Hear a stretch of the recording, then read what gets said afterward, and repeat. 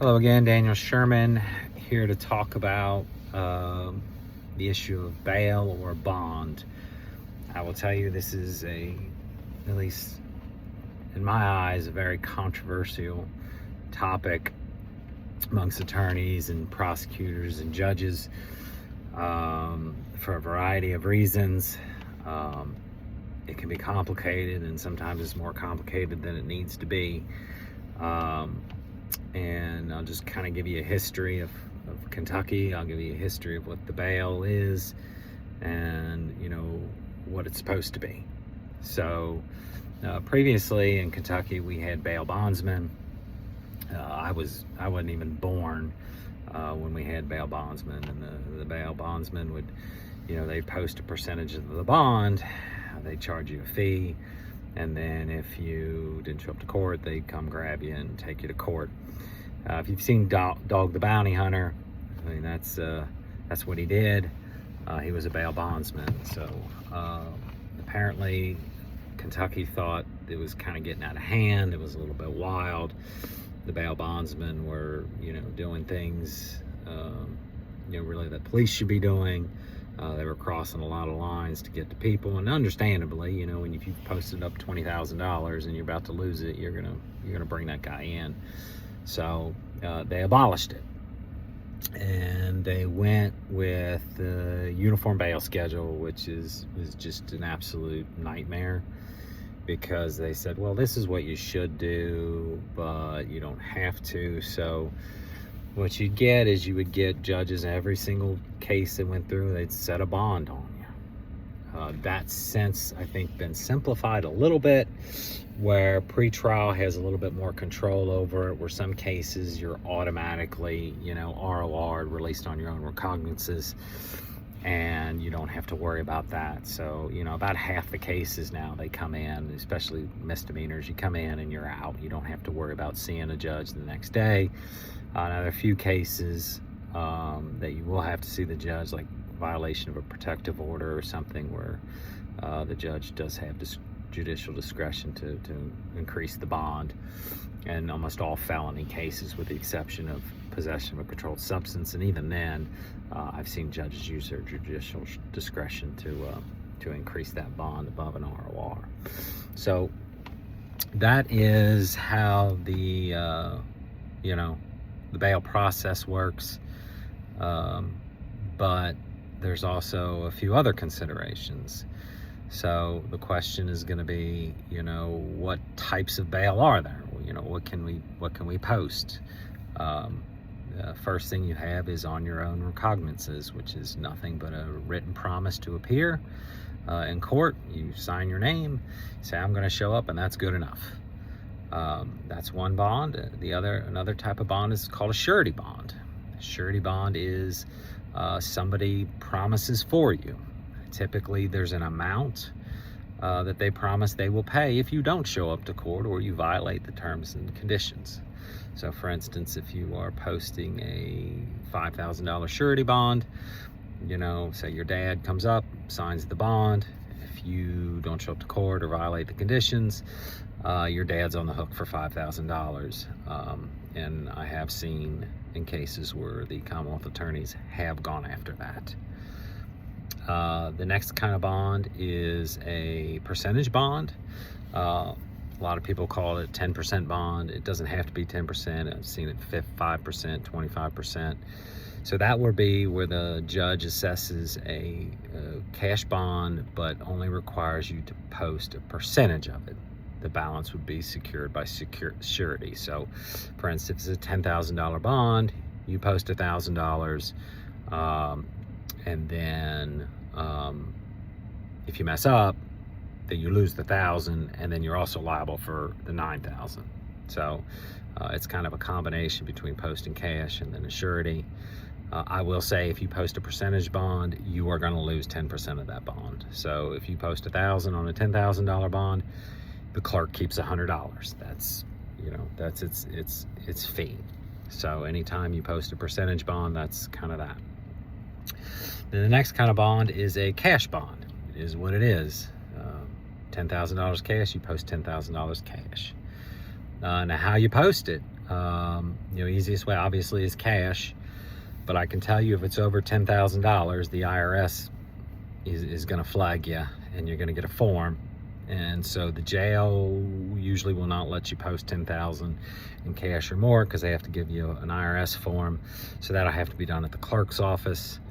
So usually at the clerk's office or the jail are the two places you post the bond. If you want the person out quicker, post it at the jail, because the clerk usually only takes the bail money over, right after court. So about 4:30, right before the courthouse closes. So if you want the person out quicker, go to the jail. But if it's a large amount, you're going to have to go to the clerk's office.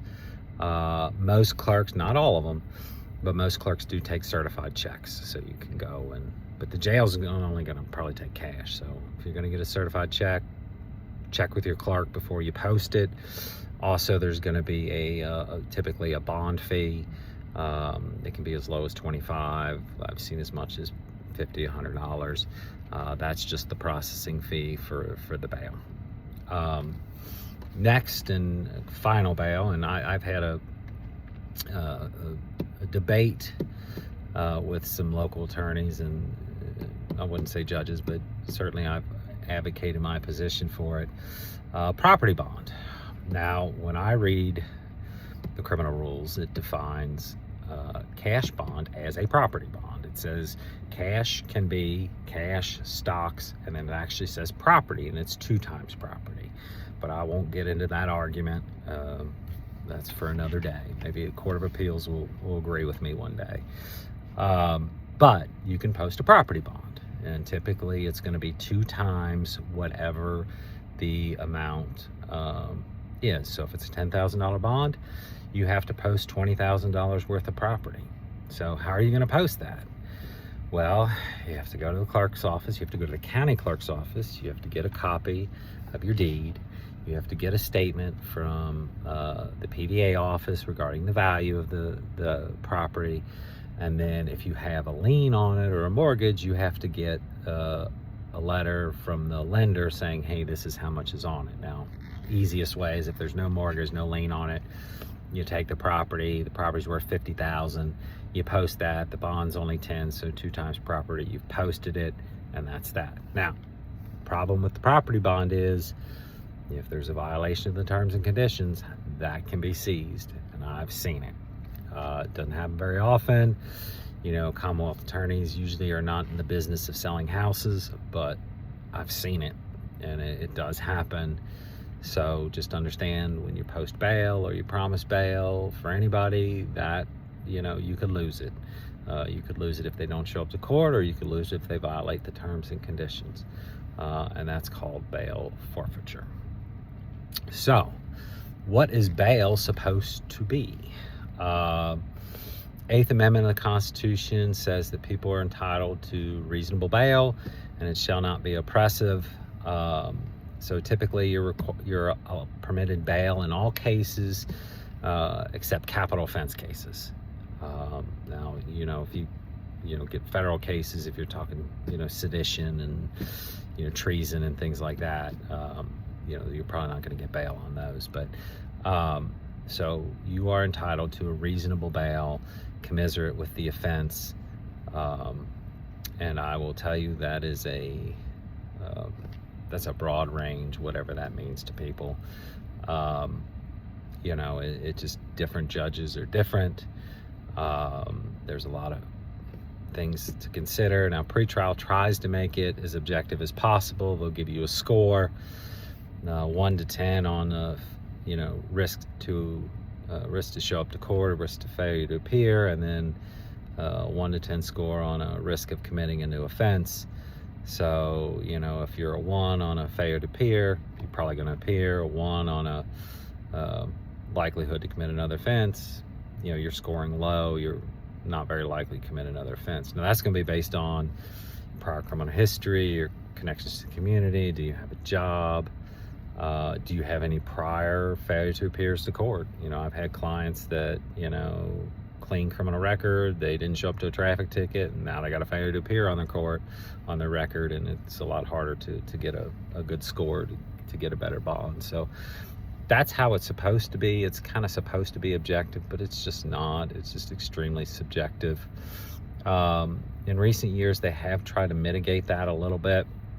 They have allowed for what's called bail credit.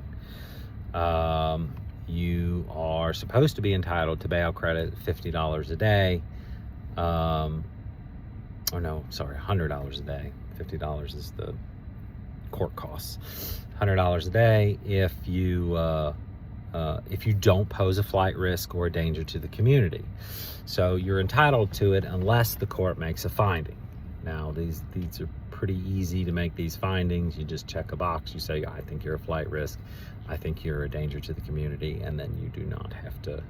You can't get bail credit. But I have quite a few clients in certain counties that get out on bail credit, and we go to circuit court, and they've spent 90, 100 days in jail by the time they've, their pretrial conference rolls around, and judge says, okay, you get your bail credit, and they get their $100 a day, and they get out. So that is, that's bail credit, and that's how you get that. You can appeal, you can file a writ to appeal a bail, but they're not usually very successful, and usually by the time you do them, your case is over.